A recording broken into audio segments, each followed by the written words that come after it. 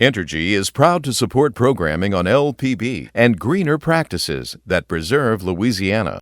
The goal of our environmental and sustainability initiatives really is to ensure that our kids and future generations can be left with a cleaner planet.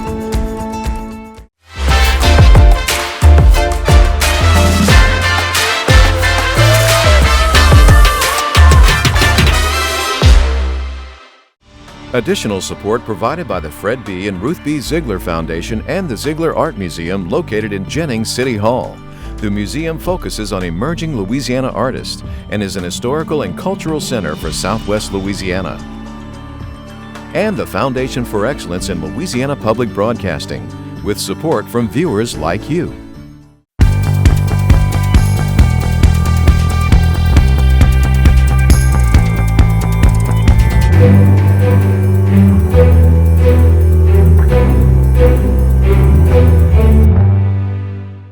This will translate into an immediate increase in energy costs. The impact of the Russian invasion on Louisiana and the U.S.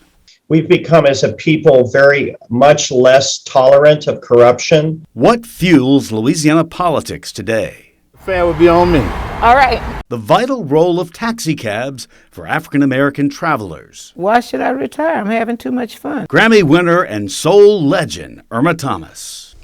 Hi, everyone. I'm Andre Moreau. Cara St. Cyr is on assignment. President Joe Biden and the NATO alliance held a virtual emergency summit this morning to discuss the crisis in Ukraine. The broad sanctions from Biden in response to Russia's invasion will affect Russia's biggest banks, its weapons industry, its largest energy company, and also families close to President Putin. The invasion canceled plans for Vice President Kamala Harris and her planned trip to Louisiana, St. Landry Parish, to talk up the expansion of broadband, which is a key piece of the Biden bipartisan infrastructure law. We'll have more on the invasion in a moment and how it will affect Louisiana and the U.S. But first, let's check on other news headlines from around the state. Your cost to keep the lights on will increase about $8 a month if Entergy is your power company. This after the State Public Service Commission approved a plan for customers to absorb $3.2 billion in costs from 5 storms that hit the state in 2020 and 2021. The PSC voted 4-1 with Foster Campbell of North Louisiana the only no vote. The money will be collected over 15 years.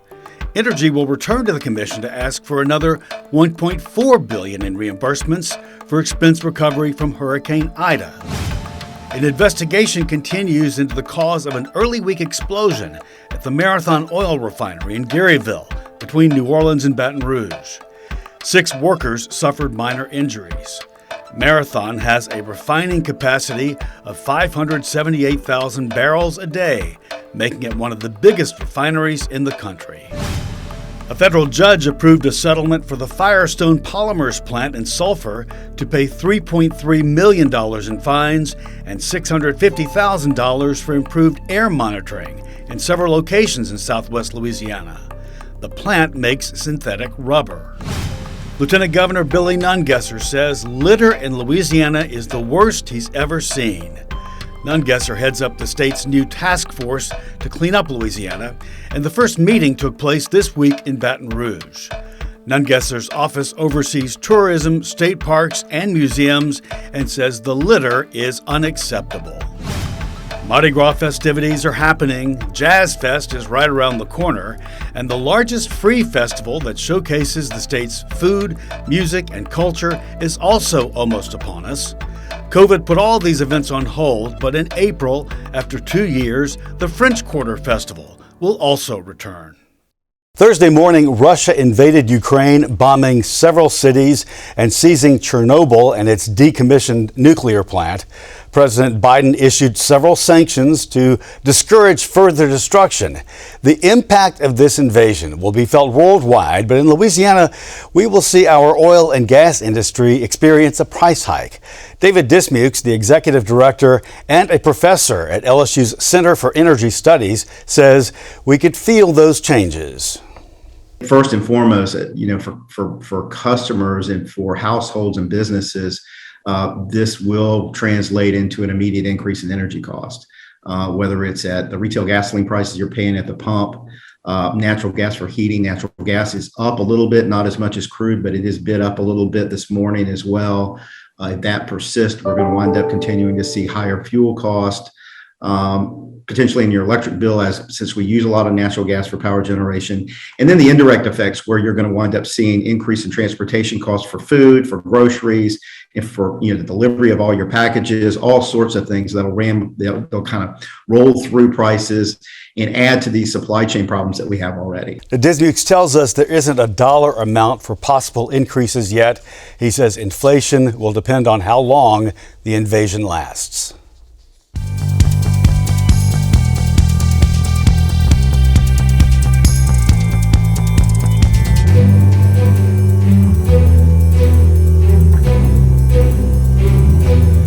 Well, for decades, our political scene has been a source of interest, intrigue, and perhaps shock for scholars and casual observers.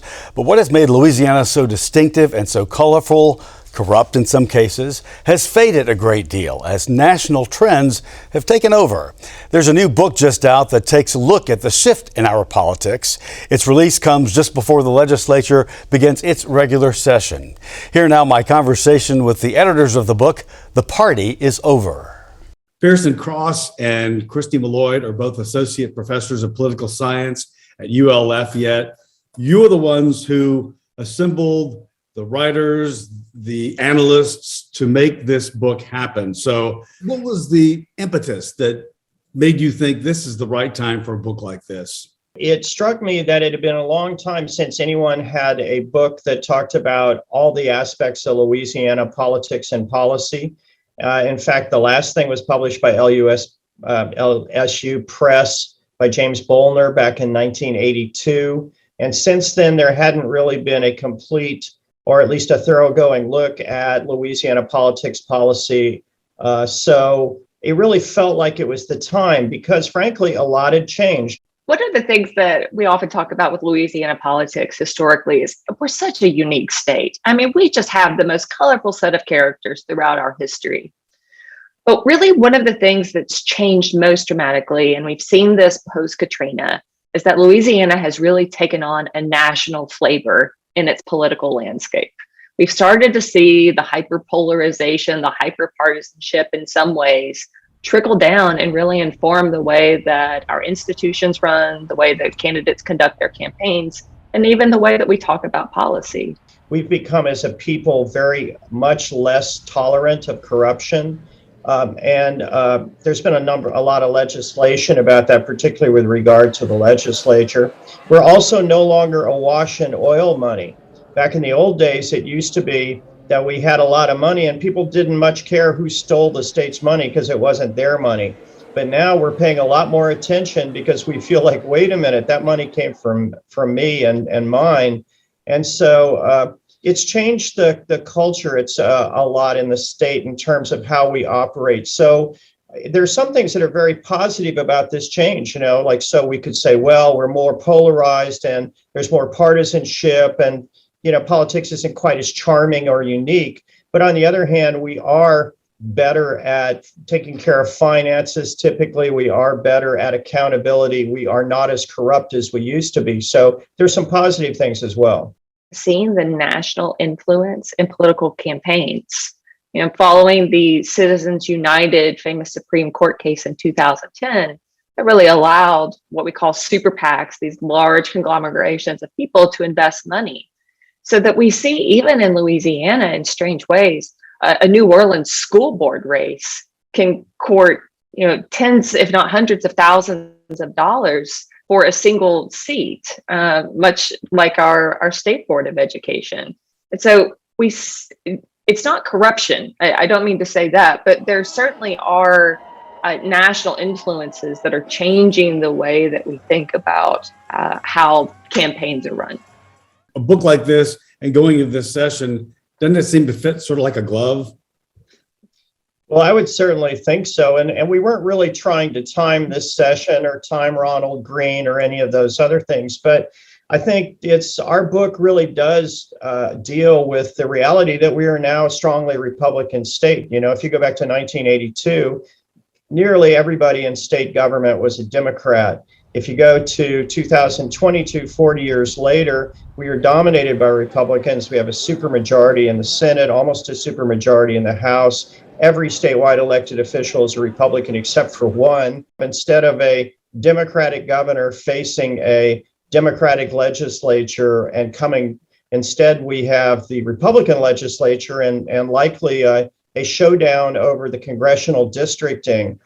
So it remains to be seen, but these are some of the huge changes that have happened in just in a blink of an eye almost in political history. What does that say for the people who are running the state?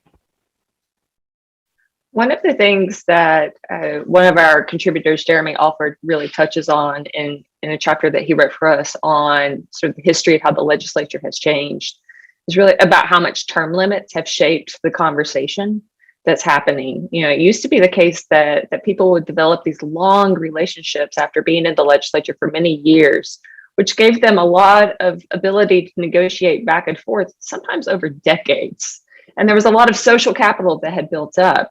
But we have a newer, younger, more diverse, thankfully, legislative body, but they're lacking some of that institutional knowledge and that the longevity of the relationships that would really facilitate the kind of compromise that I think many Louisiana voters would be hungry for.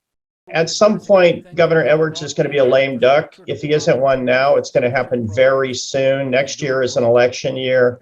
And he still has power because of the Louisiana Constitution and a capital outlay and a few other things. But one would think that if he's looking to make a big impact, this might be his time to do it and to really throw down the gauntlet. I think the governor could probably count on the Justice Department saying, yeah, in terms of Section 2, you could craft a second majority minority seat.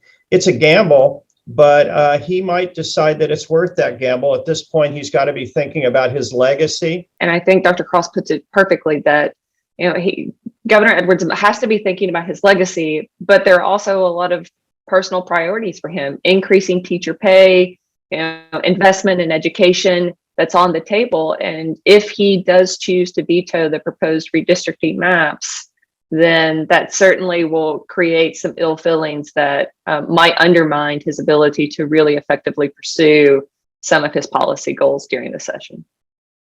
The party is over. The new Louisiana Politics is on sale now.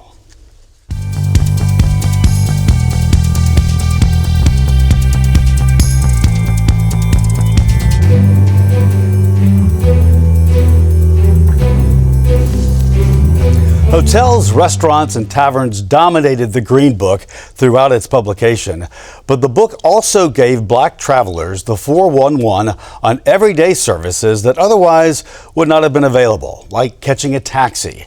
During the 1950s and 60s, New Orleans had 4 Black-owned taxi companies, established so African Americans could safely move through white and Black neighborhoods.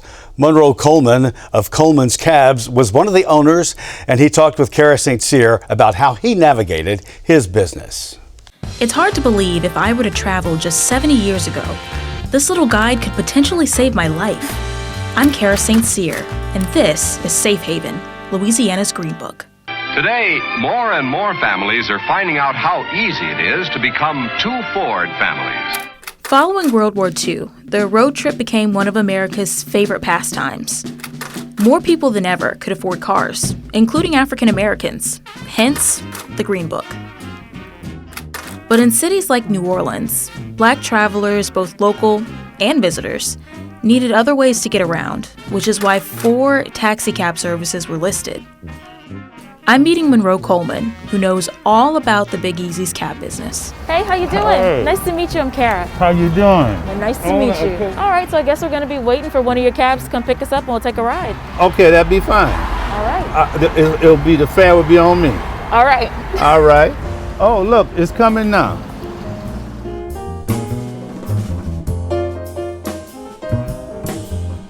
So how long you been in the cab business? I was born in the business. I was born in 1946. Our father started Coleman Cab Company in 1947. So I am truly a taxi cab baby. All right, all the way through and through. completely. So back in the early days, how did black people get around? What was their, most common mode of transportation? The common mode of transportation was taxi cabs. We did have public transit, but public transit ran on a fixed route.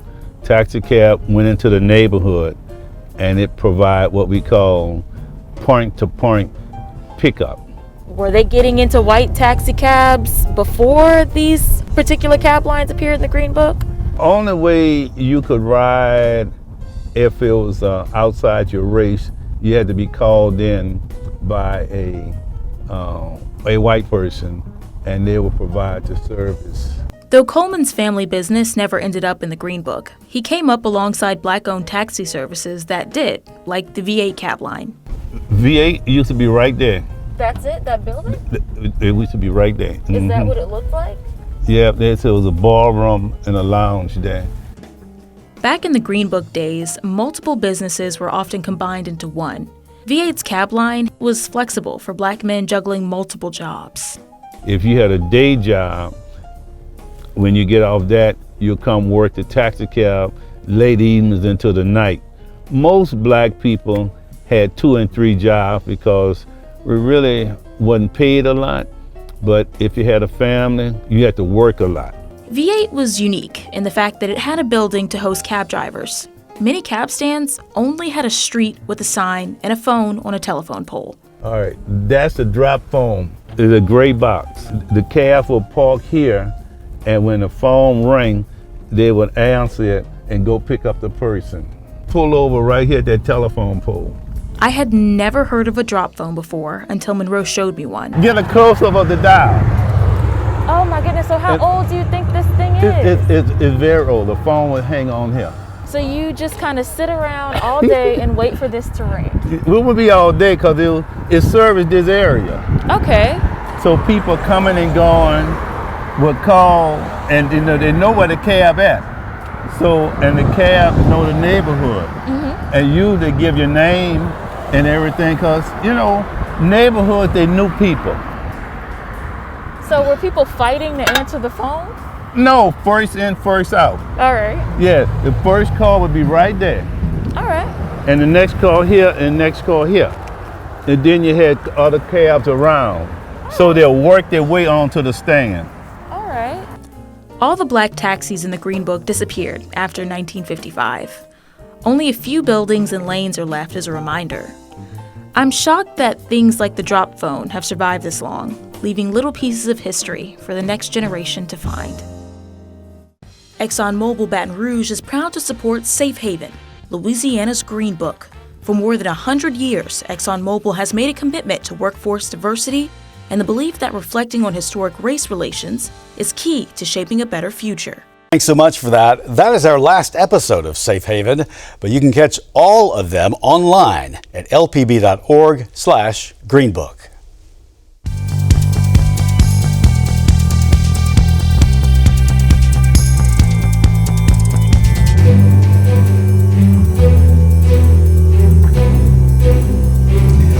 When you hear someone refer to the Soul Queen of New Orleans, there's no doubt who they're talking about. Irma Thomas, of course. She has been going strong for more than 60 years. Her first single, Don't Mess With My Man, climbed to 22 on the U.S. Billboard R&B charts back in 1959. There's a new documentary, Irma, My Life in Music, and it takes a close look at her rise to fame. This week, Kara St. Cyr sat down with Irma Thomas to hear about her iconic career. So to most people, you've lived a very exciting 81 years of life. You've carved a name for yourself among the greats, and you've also won a Grammy. Does it feel as iconic as it sounds to be Irma Thomas? No. I'm Irma Thomas. I'm just Irma. I am who I am. I've been doing entertaining practically all my life, not professionally, but being an only child, you do a lot to get attention. So it's kind of been in your blood this entire time to do what you do. It probably was, because I've never been nervous getting in front of an audience. Never. Even as a little bitty kid, when they used to give you things to say in church and little songs to sing in front of the crowd, I was always anxious to get up there where the rest of the kids would be somewhere crying. Do you want to tell me how you got into music? I got fired for singing on the job. Twice. And that's how I got into the business. The guy who I got fired the second time with was Tommy Ridgely. His band was playing at the nightclub where I was supposed to be waiting tables, but I was singing on stage. And my Caucasian boss said he didn't hire me to sing, he hired me to wait tables, and he fired me. And Tommy Ridgely took me for an audition. I auditioned on a Monday, was in the recording studio on a Wednesday, and the rest is history. How did that make you feel whenever you were fired for something that was coming so natural to you? Well, it was kind of difficult to understand because I was pleasing the audience. Here's a club owner with a place full of people who were asking for the singing waitress. You mean to tell me you too dumb to pick up on that? Which he was. So, you know, once I got past that moment, I was all right with it because I knew I was going to survive, so it didn't bother me that much. How did growing up in New Orleans develop your unique voice, your sound? I don't know if my voice is all that unique. It's recognizable, but I don't know if it's that unique. But when you grow up in a city like New Orleans with music all around you, like most folks, I assumed everybody could sing. And because everywhere I went and where I was, people, all of us entertained each other and entertained ourselves. There was always music around in the neighborhood. There was always some kind of celebration going on. So I was always surrounded by music. And then back then, all the local radio stations played all the local music and all the music that was national as well. And so I had a large variety of music to listen to, so I just sung what I liked. Well, when people talk about your sound, you often get compared to Aretha Franklin, Etta James, Patti LaBelle, but how do you think you've differentiated yourself as an artist? I wasn't trying to, I was just being me. I have no problems with them comparing me to other folks if that's the only way they can describe who I am. If they're okay with it, I'm fine with it. I know that I'm not those people, so I just be me. And what about you specifically do you think sets you apart? Well, I don't sing at my audience. I sing to my audience. And for years now, I've done things that most entertainers would, you know, you don't supposed to do that. Well, who said I couldn't? No one told me I couldn't do it. So, and I was doing what my audience enjoyed, which is I would allow them to make requests. Even if it was something that I didn't record and I knew it, I would sing it for them. And I still do that. I mean, I have gone as far as to switch from a 3-inch tablet with all the lyrics in it to an iPad with all the lyrics in it of songs that I know. In case if someone asks for something I haven't done in a while and the band don't know it, I'll sing it a cappella. And there are a lot of entertainers who would bark at that. That's not entertainment. Well, what is it if it's not entertainment?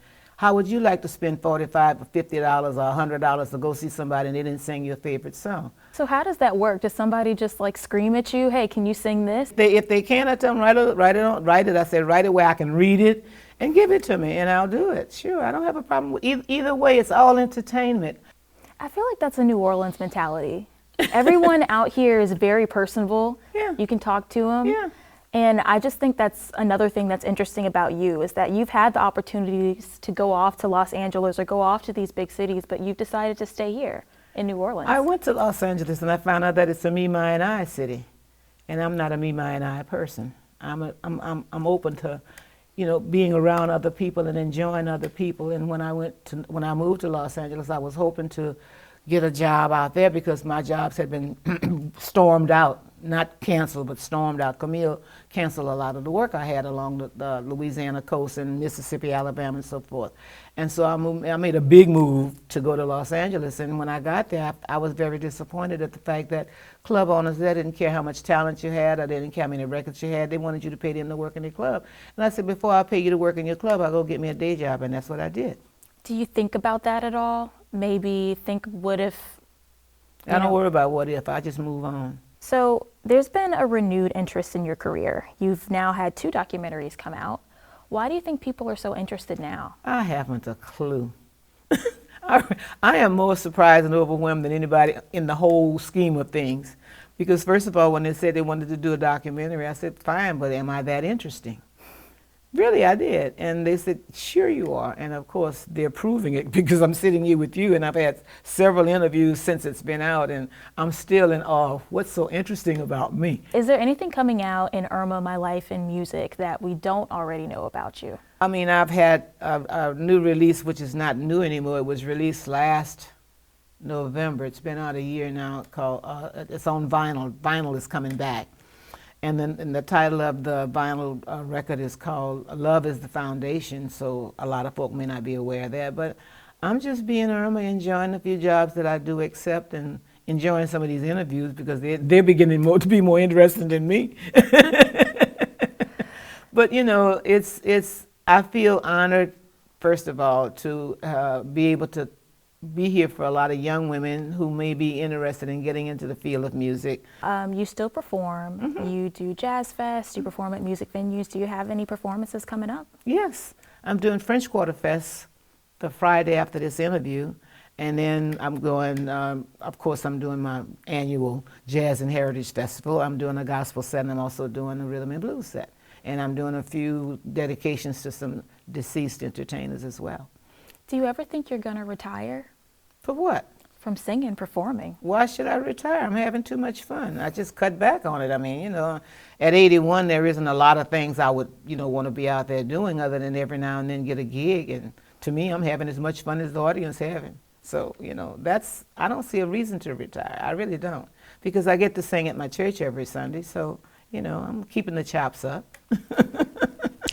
Now you can watch Irma, My Life in Music on LPB Wednesday night, March 2nd at 7. That is the day after Mardi Gras. And everyone, that is our show for this week. Remember, you can watch anything LPB anytime, wherever you are, with our LPB PBS app. You can catch LPB news and public affairs shows, as well as other Louisiana programs that you've come to enjoy over the years. And please like us on Facebook, Twitter, Instagram, and TikTok. For everyone here at Louisiana Public Broadcasting, I'm Andre Moreau. Until next time, that's the state we're in.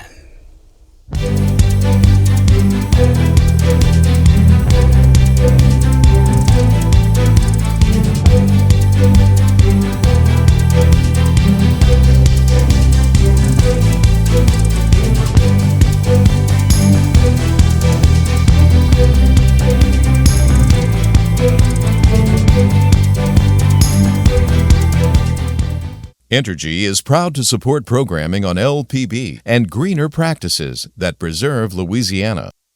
The goal of our environmental and sustainability initiatives really is to ensure that our kids and future generations can be left with a cleaner planet.